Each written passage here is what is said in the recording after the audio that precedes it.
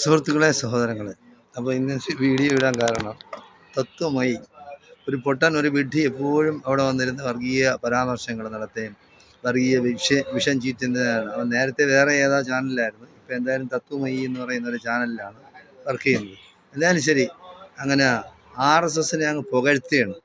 ലോകത്തെങ്ങും ഇല്ലാത്ത ഒരു ലോകത്തിലെ ഏറ്റവും വലിയ പ്രസ്ഥാനമാണ് RSS, രാഷ്ട്രീയ സ്വയം സേവക് സംഘ്. ലോകത്തിലെ ഏറ്റവും വലിയ ഭീകര സംഘടനയാണ് RSS എന്ന് പറയുന്നത്, രാഷ്ട്രീയ സ്വയം സേവക് സംഘ് എന്ന് പറയുന്നത്. അപ്പോൾ ലോകത്തിലെ ഏറ്റവും വലിയ ഭീകര സംഘടന ഏതാണെന്ന് ചോദിച്ചാൽ RSS ആണ്. രണ്ടാമത്തേതെന്ന് പറയുന്നത് ഇസ്രയേലാണ്, ലോകത്തിലെ ഏറ്റവും വലിയ ഭീകര സംഘടന. അപ്പോൾ എന്തുകൊണ്ടാണ് RSS ഭീകര സംഘടനയായത്? നമ്മുടെ രാഷ്ട്രപിതാവായ, ഇന്ത്യയുടെ, ഭാരതത്തിൻ്റെ രാഷ്ട്രപിതാവായിരുന്ന മഹാത്മാഗാന്ധിയെ വെടിവെച്ച് കൊന്നവനാരാണ്? അവനാണ് നാഥുറാം വിനായക് ഗോഡ്സെ. അവന് ഒരു പുളിപ്പുമില്ല. അവൻ പറഞ്ഞത് ചെയ്യേണ്ടത് ചെയ്തു, RSSൻ്റെ അജണ്ട നടപ്പാക്കി എന്നാണ് പറഞ്ഞത്. അപ്പോൾ ഇപ്പോഴൊക്കെ പറയും വേണമെങ്കിൽ ഗാന്ധിജി ആരായിരുന്നു, മഹാത്മാഗാന്ധി ആരായിരുന്നു, മോഹൻലാൽ കരംചന്ദ് ഗാന്ധി ആരായിരുന്നു? നല്ലൊരു ഹിന്ദു അല്ലേ? അപ്പോൾ ഹിന്ദുക്കളെ തന്നെ ഹിന്ദുക്കൾ കൊല്ലുന്നു. എന്തിന്? എന്നിട്ട് അപ്പോൾ അത് ഭീകരപ്രവൃത്തിയല്ല. അതായത് മതേതരവാദികളെ രാഷ്ട്രത്തിന് വേണ്ടി അടരാടിയ ജീവിതം തന്നെ ഒഴിഞ്ഞു വെച്ച ഒരു മഹാത്മാവിന്, ലോകം ആദരിക്കുന്ന ഒരു വ്യക്തിയെ വെടിവെച്ച് കൊന്ന ഈ RSSകാരൻ എന്താണ് മഹാപ്രസ്ഥാനം? എന്താണ് പ്രസ്ഥാനം? അത് എന്ത് പ്രസ്ഥാനമാണ്?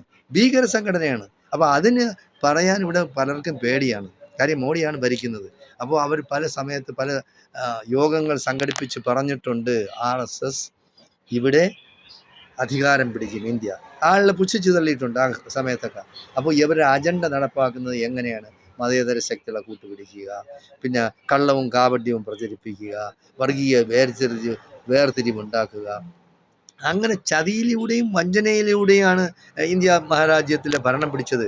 കള്ള വോട്ട് ചെയ്യുക, ബാലറ്റ് പേട്ടി മോഷ്ടിക്കുക, കള്ള വോട്ട്, പിന്നെ ഇലക്ഷൻ കമ്മീഷനെ സ്വാധീനിക്കുക, അവർക്ക് പണമാണെങ്കിൽ പണം, പദവിയാണെങ്കിൽ പദവി, പിന്നെ കോടതികളെ സ്വാധീനിക്കുക, അവർക്കും അതുപോലെ തന്നെ പണമാണെങ്കിൽ പണം, പദവിയാണെങ്കിൽ പദവി, അങ്ങനെ കൊടുത്ത് ഭീഷണിപ്പെടുത്തിയും അല്ലാതെയും അവരുടെ പക്ഷത്ത് ചേർക്കുക. ഭീഷണിപ്പെടുത്തിയും അല്ലാതെ പക്ഷത്ത് ചേർക്കുക. അതായത് സ്വാധീനിക്കാൻ ശ്രമിച്ച് നടന്നില്ലെങ്കിൽ ഭീഷണിപ്പെടുത്തുക, അങ്ങനെ ചെയ്യുക, ഇങ്ങനെ ചെയ്യുക. ഏതെങ്കിലും ഒരു സംസ്ഥാനത്തായിരുന്നാലും നമ്മുടെ രാജ്യത്തായിരുന്നാലും അധികാരം കിട്ടി മോഡിക്ക്, ഇറങ്ങിയിട്ടുണ്ടോ? പിന്നീട് ഇറങ്ങില്ല. കാരണം അവർ എന്ത് ചെറ്റത്തരവും കാണിക്കും. അങ്ങനെയാണ് BJP, RSS എന്ന് പറയുന്ന വെറുക്കപ്പെട്ട ജനങ്ങൾ വെറുക്കുന്നതാണ്. ഇവിടെ ഇപ്പോൾ കണക്കെടുത്ത് നോക്കുകയാണെങ്കിൽ ജനങ്ങൾ എതിരാണ്. ഒരു ഇലക്ഷൻ വന്നാൽ ഭൂരിപക്ഷം ആൾക്കാരും BJPക്ക് വോട്ട് ചെയ്യാറില്ല. അപ്പോൾ അവർ ചെയ്യുന്നതെന്ന് പറഞ്ഞാൽ കള്ളത്തരത്തിലൂടെയും കാപട്യത്തിലൂടെയും അക്രമത്തിലൂടെയും ജനങ്ങൾ, അതായത് വോട്ട് ചെയ്യാൻ വരുന്നവരെ അടിച്ചു ഓടിക്കുക, പോലീസ് എന്ന് പറയുന്ന അവരുടെ പക്ഷത്ത്, കോടതി അവരുടെ പക്ഷത്ത്, പിന്നെ ഏത് രീതിയിലും എങ്ങനെയായാലും അവർ സ്വാധീനിച്ച് ജാതിയും മതവും പറഞ്ഞ് അങ്ങനെ ജനങ്ങളെ പിന്നെ വേർതിരിവുണ്ടാക്കി, പിന്നെ എന്താണ് പണ്ട് ബ്രിട്ടീഷുകാർ ചെയ്ത പോലെ ഭിന്നിപ്പിക്കുക, ഭരിക്കുക, ഡിവൈഡ് ആൻഡ് റൂൾ. അതാണ് ഇവരുടെ അജണ്ട എന്ന് പറയുന്നത്. അതിവിടെയുള്ള നാട്ടുകാർക്കെല്ലാം അറിയാം. കേരളത്തിൽ ഇപ്പോൾ അധികാരം പിടിക്കുക എന്നുള്ള സ്വപ്നത്തിലാണ്. നിങ്ങൾ എന്ത് തെണ്ടത്തരവും എന്ത് ചെറ്റത്തരവും നിങ്ങൾ കാണിക്കും. കാരണം നിങ്ങൾക്ക് അതിൻ്റെ ആവശ്യമുണ്ട്. ഇപ്പോൾ ക്രിസ്ത്യാനികളെ വിരട്ടി നിർത്തി പിന്നെ കുറേ പേരെ BJPയിലാക്കിയിട്ടുണ്ട്. അവർ വരട്ടെയാണ്. പല അച്ഛന്മാർക്കും പല ബിസിനസ്സുകളും പല തെമ്മാടിത്തരങ്ങളും ഒക്കെ ഉണ്ട്. അപ്പോൾ അവരെ പിന്നെ കള്ളു കുടിച്ചു എന്നാ പെണ്ണ് പിടിച്ചു എന്നൊക്കെ പറഞ്ഞ് അവരങ്ങനെ വയ്ക്കുന്നുണ്ട്. EDയെ കൊണ്ടുവരും, പിന്നെ NIA കൊണ്ടുവരും, നിങ്ങളകത്താക്കും, അങ്ങനെ. കാരണം വെളിച്ചം കാണിക്കില്ല അവർ. പിന്നെ അവർക്ക് ഏത് രീതിയിലും എങ്ങനെയായിരുന്നാലും അധികാരം കിട്ടിക്കഴിഞ്ഞാൽ എന്ത് ചെറ്റത്തരും അവർ കാണിക്കും. അപ്പോൾ അതിൽ ഭീഷണിയിൽ വഴങ്ങി വീഴുന്നവരുണ്ട്. അല്ലാതെ ഭീഷണിയിൽ വഴങ്ങാത്തവരെ പിന്നെ അങ്ങനെ കുറേ ക്രിസ്ത്യാനികളുമുണ്ട്. എന്തായാലും മുസ്ലിങ്ങളടുത്ത് ആ കളി നടക്കില്ല. മുസ്ലിം പേരുകാരായ കുറച്ചുള്ളതെന്ന് പറഞ്ഞാൽ അതൊക്കെ RSSൻ്റെ മക്കളാണ്. അതൊന്നും അന്തസ്സുള്ള അഭിമാനമുള്ള ഒരു മുസ്ലിമിൻ്റെ, ദൈവഭയമുള്ള ഒരു മുസ്ലിമിൻ്റെ മക്കളൊന്നും യാതൊരു കാരണവശാലും RSSൻ്റെയോ BJPയുടെ കൂടെ ചേരില്ല. ഇപ്പോൾ ദേശീയ മുസ്ലിം ആയിരുന്നാലും അബ്ദുള്ള കുട്ടിയായിരുന്നാലും പിന്നെ കുറേ എണ്ണം ചാനലിൽ വന്നിരുന്ന തപ്പും അവനവൻ്റെ ആഹാരം ഇതിന് വകയുണ്ടാക്കാൻ വേണ്ടി ഉച്ഛിഷ്ടം ഭക്ഷിക്കുന്ന, അതായത് ചാണകം നിന്ന് മൂത്രം കുടിച്ച് നടക്കുന്ന കുറേ തെമ്മാടികളായ മുസ്ലിം നാമധാരികളുണ്ട്. അവനൊന്നും മുസ്ലിങ്ങളൊന്നും അല്ല. അപ്പോൾ അങ്ങനെയുള്ള കുറേ ആൾക്കാരെ കിട്ടും. മുസ്ലിം സമൂഹം എന്ന് പറഞ്ഞാൽ ഏതെങ്കിലും ഒരു നേതാവ് BJPയിൽ പോയതായിട്ട് അറിയാമോ? തെണ്ടിത്തരം കാണിക്കുന്നവന്മാർ മുസ്ലിം സമുദായത്തിൽ വളരെ കുറവാണ്. ഒറ്റുകൊടുക്കരുത്. പക്ഷേ രാജ്യത്തെ ആയിരുന്നാലും ശരി, ജനങ്ങളെ ആയിരുന്നാലും ശരി, ഒറ്റുകൊടുക്കുന്നവരാണ്. അതായത് ഈ ഇംഗ്ലീഷുകാരുടെ, ക്രിസ്ത്യാനികളായ ഇംഗ്ലീഷുകാരുടെ കാല് നക്കികളായിരുന്നു ഈ RSSകാർ എന്ന് പറയുന്നത്. ഇന്ത്യൻ ചരിത്രം എടുത്ത് പരിശോധിച്ചാൽ മതിയല്ലോ. കൂടുതൽ എവിടെ പോകണം? എവിടെയും പോകണ്ട. ഇന്ത്യയുടെ സ്വാതന്ത്ര്യത്തിന് വേണ്ടി പോരാടി മരിച്ചവരാണ് ഈ നമ്മുടെ ഇന്ത്യ മഹാരാജ്യത്തെ മുസ്ലിങ്ങളും പിന്നെ മതേതരവാദികളായ ഹിന്ദുക്കളും. അവർ ഒന്നിച്ചു നിന്നതുകൊണ്ടാണ് ഇന്ത്യക്ക് സ്വാതന്ത്ര്യം കിട്ടുക. മഹാത്മാഗാന്ധിയാണ് നേതൃത്വം കൊടുത്തത്, ജവഹർലാൽ നെഹ്റുവാണ് നേതൃത്വം കൊടുത്തത്, സർദാർ വല്ലഭായ് പട്ടേലാണ് നേതൃത്വം കൊടുത്തത്, മൗലാന അബ്ദുൽ കലാം ആസാദാണ് നേതൃത്വം കൊടുത്തത്. അങ്ങനെയുള്ള ചരിത്രം, ഇന്ത്യ ചരിത്രം എന്ന് പറയുന്ന ഈ RSSകാരോ BJPക്കാരോ സംഘപരിവാർ ശക്തികളോ ഒന്നും മാറ്റിമറിക്കാനൊക്കില്ല. അതൊക്കെ ചരിത്രമാണ്. ലോകത്തിൻ്റെ ഏത് കോണിൽ ചെന്ന് നിന്നാലും നമുക്ക് ഗൂഗിൾ സെർച്ച് ചെയ്താൽ അറിയാൻ കഴിയും ആരാണ് സ്വാതന്ത്ര്യം വാങ്ങിച്ചത്. ഇവരുടെ RSSകാരുടെയും മറ്റവരുടെയും റോൾ എന്തായിരുന്നു എന്ന് മനസ്സിലാക്കും. അപ്പോൾ ഇന്ത്യയെ സ്നേഹിക്കുന്ന, ഭാരതത്തെ സ്നേഹിക്കുന്ന, ഇന്ത്യൻ സംസ്കാരത്തെ സ്നേഹിക്കുന്ന ആരും ഈ BJPയെ സംഘപരിവാർ ശക്തികളെ പിന്നെ അനുകൂലിക്കുന്നവരല്ല. പിന്നെ അവർ ചതിയിലൂടെയും വഞ്ചനയിലൂടെയും ഒക്കെ അധികാരം നേടി പിന്നെ അത് നിലനിർത്തും. അത് അവർ എങ്ങനെയായിരുന്നാലും സ്വാധീനം ഉപയോഗിച്ച് അതിനൊക്കെ ഒരു അവസാനം ഉണ്ടാവും. നമ്മൾ കണ്ടതാണ്, നേപ്പാളിൽ കണ്ടതാണ് ഭരണാധികാരം നഷ്ടപ്പെട്ടത്. ബംഗ്ലാദേശിൽ കണ്ടാണ്, പാകിസ്ഥാനിൽ എത്രയെങ്കിലും പ്രാവശ്യം പിന്നെ ഇങ്ങനെ പട്ടാളം അട്ടിമറിച്ച കണ്ടാണ്. ഇന്ത്യയിലും അതുപോലെ നടക്കും. അത് നടക്കാതെ ഒന്നും ഇരിക്കില്ല. യവനെല്ലാം ഓടും. യവനൊക്കെ വേണ്ടി ഗാണ്ടിനോയിൽ അമേരിക്ക പിന്നെ തടവറ തീർത്തതുപോലെ ഒരു തടവറ ഈ BJP ഗവൺമെൻറ് ഇറങ്ങിക്കഴിഞ്ഞാൽ തീർക്കണമെന്നാണ് എനിക്ക് പറയാനുള്ളത്. ഏതെങ്കിലും ഒരു ഐലൻഡ്, ഐസൊലേറ്റഡ് ഐലൻഡിനകത്ത് പ്രത്യേകിച്ച് ജയിലറ ഉണ്ടാക്കി ഈ RSSകാരൻ്റെ നേതാക്കന്മാരെ കൊണ്ടുവന്ന് അവിടെ ഇടണം. എന്നിട്ട് യവൻ്റെയൊക്കെ വീടുകൾ ഇടിച്ചു നിരത്തണം. ഇപ്പോൾ ഈ പാവപ്പെട്ട ഹിന്ദുക്കളുടെയും, നിങ്ങൾ ഡൽഹിയിലും UPയിലും ഒക്കെ എടുത്ത് നോക്കി, പാവപ്പെട്ട ഹിന്ദുക്കളുടെയും മുസ്ലിങ്ങളുടെയും ഒക്കെ വീടുകൾ അവർ ഇടിച്ചു നിരത്തുന്നു. ആരും ചോദിക്കാനില്ല, പറയാനില്ല. ഇവിടെ എന്താണ് നിയമം? ഒരു നിയമവും ഇല്ല. നിങ്ങൾക്ക് അറിയാമല്ലോ, ആസാമിൽ അവരെണ്ണം അട്ടിമറിച്ചു.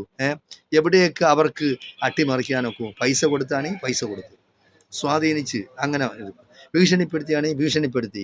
അപ്പോൾ അവർ ചെയ്യും. മഹാരാഷ്ട്രയിലെ ഇലക്ഷന് ശേഷം കണ്ടാണ്, മധ്യപ്രദേശിലെ ഇലക്ഷന് ശേഷം കണ്ടാണ്, രാജസ്ഥാനിലെ ഇലക്ഷന് ശേഷം കണ്ടാണ്.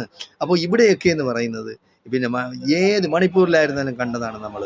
അപ്പോൾ ഇലക്ഷനിൽ അവർ ജയിക്കുന്നില്ലെങ്കിൽ അവർക്ക് തുച്ഛമായ സീറ്റാണ് കിട്ടുന്നതെങ്കിൽ ബാക്കിയുള്ളവർ ഒന്നീ ഭീഷണിപ്പെടുത്തുക, അല്ലെങ്കിൽ പിന്നെ കേന്ദ്ര ഗവൺമെൻറ്റിനെ കൊണ്ട് അങ്ങനെ ചെയ്യിക്കും. ഇങ്ങനെ CD വരും, അല്ലെങ്കിൽ NIA കൊണ്ട് അറസ്റ്റ് ചെയ്യിക്കും, അല്ലെങ്കിൽ പൈസ കൊടുക്കും. ആവശ്യം പോലെ കോടികളുണ്ട്. കാരണം 2 ഗുജറാത്തികളായ പണക്കാർക്ക് വേണ്ടി 2 ഗുജറാത്തികൾ നടത്തുന്ന ഭരണമാണ് ഇന്ത്യയിൽ നടക്കുന്നത്. അപ്പോൾ ഈ 4 പേരും ഗുജറാത്തികളാണ്. ഇപ്പോൾ അദാനി അംബാനി എന്ന് പറയുന്നത് ആയിരക്കണക്കിന് കോടി രൂപയല്ലേ അവരുണ്ടാക്കി കൊടുക്കുന്നത് BJPക്കാർ. നമ്മളെന്താ അറിയുന്നത്? സാധാരണക്കാരനായ പാവപ്പെട്ടവനായ ഹിന്ദുവിന് എന്ത് മേന്മയാണ് മോഡി വന്നതിന് ശേഷം, അധികാരത്തിൽ വന്നതിന് ശേഷം? 200 ലക്ഷം കോടി രൂപ, 200 ലക്ഷം കോടി രൂപ ഇന്ത്യക്ക് പൊതുക്കടമുണ്ട്. അത് മനസ്സിലാക്കാൻ ഇവിടെ ചാനലുകളൊന്നും ചർച്ച ചെയ്യില്ല. ആ വിഷയം ചർച്ച ചെയ്യേയില്ല ഇവിടെ. കാരണം അതാണ് ഇവിടുത്തെ വിഷയം എന്ന് പറയുന്നത്. പിന്നെ ആയിരക്കണക്കിന് കോടി രൂപയായിട്ട് ലളിത് മോഡി പിന്നെ വേറെ അല്ലാത്ത മോഡികളൊക്കെ ഇന്ത്യ വിട്ടുപോയി. എത്ര വർഷമായി? 10-12 വർഷമായി. അവരെ അറസ്റ്റ് ചെയ്ത് കൊണ്ടുവരാൻ ഒത്തിട്ടുണ്ടോ? ഇല്ല, കൊണ്ടുവരില്ല. അവർ കൊണ്ടുവരില്ല. കാരണം അവർ ആയിരക്കണക്കിന് കോടി കൊണ്ടുപോയി 500 കോടിയെങ്കിലും ഇവർക്ക് കിട്ടും, BJPക്ക് കിട്ടും. അവരത് സൂക്ഷിച്ച് വെച്ചിട്ടുണ്ട്. കാരണം MPമാരെ വിലയ്ക്ക് വാങ്ങിക്കുക, MLAമാരെ വിലയ്ക്ക് വാങ്ങിക്കാൻ വേണ്ടി അവർ ആ കാശ് സുരക്ഷിതമായിട്ട് വെച്ചിട്ടുണ്ട്. പിന്നെ അംബാനി അദാനി എന്ന് പറഞ്ഞാൽ BJP തന്നെയാണ്. അവർ എത്ര കോടി, ഇപ്പോൾ ലക്ഷം കോടി കൊടുക്കണമെന്ന് പറഞ്ഞാലും കൊടുക്കും. അപ്പോൾ 1 ലക്ഷം കോടിയാണ് BJPക്ക് കൊടുക്കുന്നതെങ്കിൽ 10 ലക്ഷം കോടി രൂപ BJP അവർക്കുണ്ടാക്കി കൊടുക്കും. അപ്പോൾ ലോകത്തിൻ്റെ ഏത് ഭാഗത്തായിരുന്നാലും പിന്നെ മോഡി പോകുന്നുണ്ട്. രാവിലെ പ്ലെയിൻ എടുത്ത് പോകും. എവിടെയാണ് ആദ്യം രാവിലെ ഭൂതക്കണ്ണാടി വെച്ചിട്ട് നോക്കും മോഡി, എവിടെയാണ് ഞാൻ പോകാത്തത്? ലോകത്തിന് ഏത് രാജ്യമുണ്ട്? ലോകത്ത് ഇത്രയും കറങ്ങിയ ഒരു വ്യക്തിയുണ്ട്. എന്തിനാണ് അയാൾ പോകുന്നത്? അവിടെ നിന്ന് എന്തെങ്കിലും സമ്പാദിക്കാനായിട്ട് അദാനിക്കോ പിന്നെ അംബാനിക്കോ പിന്നെ എന്തെങ്കിലും ചാൻസ് ഉണ്ടോ? അവിടുമായിട്ട് എന്തെങ്കിലും ബിസിനസ് അവർ കൂടെ പോകുന്നുണ്ട്. എല്ലാ സ്ഥലത്തും മോഡി പോകുന്ന എല്ലാ സ്ഥലത്തും പോകുന്നു. അവരെ സ്വാധീനിച്ചിട്ട് അവർക്ക് വ്യവസായങ്ങൾ നടത്താനായിരുന്നാലും വേറെ ബിസിനസ് ചെയ്യാനായാലും സൗകര്യങ്ങൾ ചെയ്തു കൊടുക്കുകയാണ് ചെയ്യുന്നത്. പാവപ്പെട്ട ഇന്ത്യക്കാരന് 15 ലക്ഷം രൂപ വീതം അക്കൗണ്ടിൽ വരുത്തുമെന്നും പറഞ്ഞാണ് മോഡി കയറിയത്. മോഡി എന്തൊരു ചെറ്റത്തരമാണ് കാണിച്ചത്? നിങ്ങൾക്കറിയാമല്ലോ മോഡിയുടെ യോഗ്യത എന്തായിരുന്നു? പ്രൈം മിനിസ്റ്റർ ആകാനുള്ള ഏക യോഗ്യത എന്ന് പറയുന്നത് മോഡിക്കുണ്ടായിരുന്നു. 2000-ൽ പരം മുസ്ലിങ്ങളെ കൂട്ടക്കൊല ചെയ്തു ഗുജറാത്തിൽ മുഖ്യമന്ത്രിയായിരുന്ന സമയത്ത്. അന്ന് മോഡി മുഖ്യമന്ത്രി, ആഭ്യന്തരമന്ത്രി അമിത്ഷാ. അപ്പോൾ ഈ അമിത്ഷാ എന്ന് പറയുന്നത് തന്നെ പേർഷ്യയിൽ നിന്ന് വന്നവന്മാരാണ്, ആര്യന്മാരാണ്. അവർ അവരാണ് ഇവിടെ വന്നത്. എന്നിട്ട് ഇവിടെയുള്ള ആര്യന്മാർ, ഇവിടെയുള്ള ദ്രാവിഡന്മാരാണ് ഇന്ത്യക്കാർ എന്ന് പറയുന്നത്. ഇവിടെയുള്ള ഒറിജിനൽ ഇന്ത്യക്കാരോട് ചോദിക്കണം, നിങ്ങൾക്ക് പാസ്പോർട്ട് എവിടെ നിന്ന് കിട്ടി, നിങ്ങളുടെ അഡ്രസ്സ് എന്താണ്, നിങ്ങളുടെ തന്തയും തള്ളയൊക്കെ എവിടെയാണ് ജീവിച്ചിരുന്നത്, പുറത്തുനിന്ന് വന്നോ ചോദിക്കണം. അതായത് ട്രംപ് ഇന്ന് അമേരിക്കയിൽ ചോദിക്കുന്ന പോലെ, ട്രംപ് ഒരു കുടിയേറ്റക്കാരനാണ്, അയാൾ ചോദിക്കുകയാണ്. അയാൾ ഇവിടുന്ന് ആളുകൾ ആട്ടി പുറത്താക്കുകയാണ് അമേരിക്കയിൽ നിന്ന്. പിന്നെ നിങ്ങൾ എങ്ങനെ കുടിയേറ്റക്കാരായി, നിങ്ങൾ മറ്റതുമാണ് മറിച്ചതാണെന്ന് പറഞ്ഞ് കുടിയേറ്റക്കാരെ പുറത്ത്, അവൻ സ്വയം കുടിയേറ്റക്കാരനാണ്, എന്നിട്ടാണ് അവൻ ചെയ്യുന്നത്. അതുപോലെയാണ് ഈ അമിത്ഷായും അവരെ താങ്ങുന്ന ബാക്കിയുള്ളവരും. അതായത് പാവപ്പെട്ട ഹിന്ദുക്കളായ ദ്രാവിഡന്മാരെ അടിച്ചമർത്തി സവർണ ഹിന്ദുക്കളെ ഭരണം നടത്തുന്ന ഈ ചെറ്റകളെ അധികാരത്തിൽ നിന്ന് തൂത്തെറിയാത്തിടത്തോളം കാലം ഇന്ത്യക്ക് യാതൊരു കാരണവശാലും ഒരു പുരോഗതി ഉണ്ടാവില്ല. ഇവരെ ഏത് രീതിയിലായാലും പുറത്താക്കണമെന്നാണ് കോൺഗ്രസ് ആയിരുന്നാലും ശരി ബാക്കിയുള്ള പ്രതിപക്ഷ കക്ഷികളോട് എനിക്ക് പറയാനുള്ളത്. നിങ്ങളെല്ലാം ഒന്നിച്ച് നിൽക്കണം, ഒറ്റക്കെട്ടായി നിൽക്കണം. നിങ്ങൾ ഭിന്നിക്കരുത്. നിങ്ങൾ ഭിന്നിച്ചാൽ എല്ലാം തവിടുപൊടിയായി പോകും. നിങ്ങൾക്ക് കഴിയില്ല. അവരുടെ അജണ്ട എന്ന് പറയുന്നത് ഭിന്നിപ്പിക്കുക, ജനങ്ങളെയും പാർട്ടികളെയും ഭിന്നിപ്പിക്കുക, ഭരണം തുടർന്ന് കൊണ്ടുപോകുക. അതിന് നിങ്ങൾ സാക്ഷിയായി നിന്ന് കൊടുക്കരുതേ എന്നാണ് എനിക്ക് ഈ വൈകിയ വേളയിൽ പറയാനുള്ളത്. ജയ് ഹിന്ദ്, ജയ് ഭാരത്.